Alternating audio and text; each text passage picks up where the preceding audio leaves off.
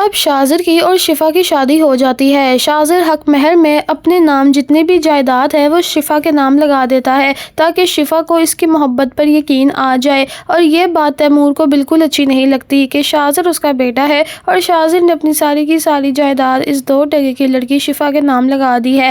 بہرحال اب تیمور اور اس کی بیٹی جب شفا کو بیاہ کر اپنے گھر لے ہی آئے ہیں تو بالکل بھی شفا کے ساتھ اچھا سلوک نہیں کیا جاتا۔ شاذر کہتا ہے کہ کوئی بات نہیں شفا، آؤ ہم اپنے کمرے میں چلتے ہیں۔ ابھی یہ اپنے کمرے میں جاتے ہی ہیں کہ شاذر باہر جا کر اپنے باپ سے بدتمیزی کرتا ہے، کہتا ہے کہ آپ لوگ شفا کے ساتھ اچھا برتاؤ نہیں کر رہے، یہ باتیں مجھے قبول نہیں ہیں۔ جس پر تیمور کہتا ہے کہ تم کیا ایکسپیکٹ کرتے ہو، اس 2 ٹکے کی لڑکی کو ہم عزت دیں گے خاندانی بہو والی؟ ایسا کبھی نہیں ہو سکتا۔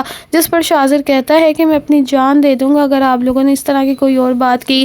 جبکہ شاذر جب اپنے کمرے میں جاتا ہے دلہا بنا تو شفا تو پہلے ہی اپنے کپڑے چینج کر کے بیٹھ جاتی ہے۔ شاذر کہتا ہے کہ یہ سب کچھ کیا ہے، اور شفا دیکھو میں نے تمہارے لیے کمرہ ڈیکوریٹ کیا ہے۔ پورے کمرے میں شفا کی تصویریں لگائی گئی ہوتی ہیں۔ شفا بہت حیران ہوتی ہے یہ سب کچھ دیکھ کر، لیکن اس کو کچھ بھی اچھا نہیں لگتا۔ اس کی آنکھوں کے سامنے تو اپنے ہونے والے بچے کا قاتل کھڑا ہے، اور اس کی آنکھوں کے سامنے ماس کو اس کے خلاف بھڑکانے والا لڑکا کھڑا ہے۔ شفا کہتی ہے کہ تم یہ مت سوچنا میں نے تم سے شادی کی ہے تو میں رضامند ہوں یا خوش ہوں۔ جس پر شاذر کہتا ہے کہ میں تم سے وعدہ کرتا ہوں تمہیں بہت خوش رکھوں گا، تمہیں کسی بھی چیز کی کمی نہیں آنے دوں گا۔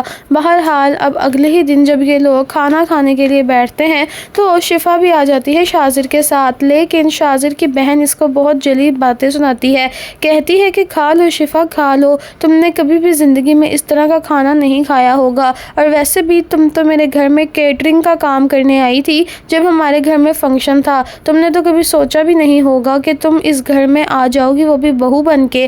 جس پر شفا کو یہ بات بہت بری لگتی ہے اور وہ وہاں سے اٹھ کر چلی جاتی ہے۔ بہت زیادہ شاذر کو غصہ آتا ہے، کہتا ہے کہ خبردار جو کسی نے میری بیوی سے اس لہجے میں بات کی، وہ میری بیوی ہے، اس گھر کی ملازمہ نہیں ہے، اور رہی بات کیٹرنگ والی تو کیا ہو گیا، آپ سے مانگ کے تو نہیں نہ کھاتی تھی، اپنا کما کے ہی کھاتی تھی اور حق حلال کا کھاتی تھی۔ اب یہ باتیں شاذر کرتا ہے اور اپنے باپ کو بھی دھمکا کر جاتا ہے کہ آئندہ کے بعد اگر شفا نے کسی قسم کی بھی عجیب و غریب بات کی تو میں اس کی زبان حلق سے کھینچ لوں گا۔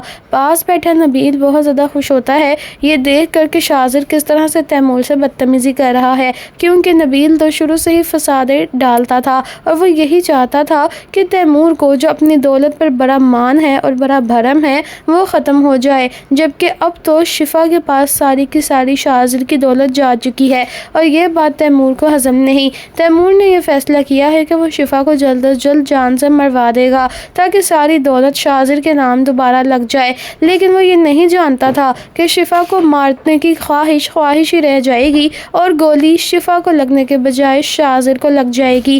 یعنی کہ دوستو تپش ڈرامہ آگے سے ایموشنل ہونے والا ہے۔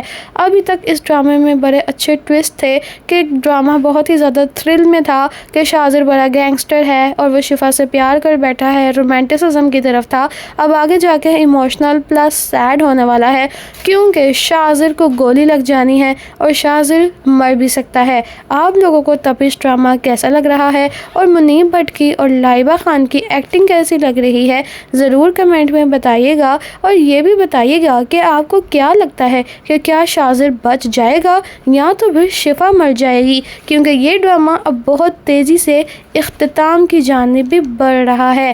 اپنا خیال رکھیے گا، نیکسٹ ویڈیو میں ملتی ہوں next drama review and prediction کے ساتھ۔